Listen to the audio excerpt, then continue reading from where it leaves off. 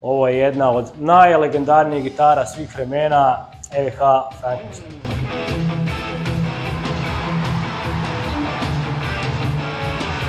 Ranih 70. godina prošlog stoljeća Eddie Van Halen je tražio gitaru kakva još tada na tržištu nije bilo, te je odlučio sam napraviti ovakav jedan projekt.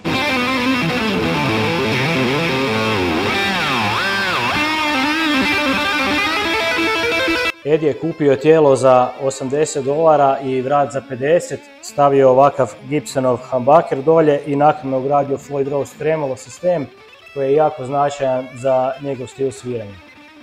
U samom startu ovo tijelo gitare nije imalo apsolutno nikakav finish. Eddie je došao na ideju koristiti razne ljepljive trake kako bi dobio ovakav unikatan izgled.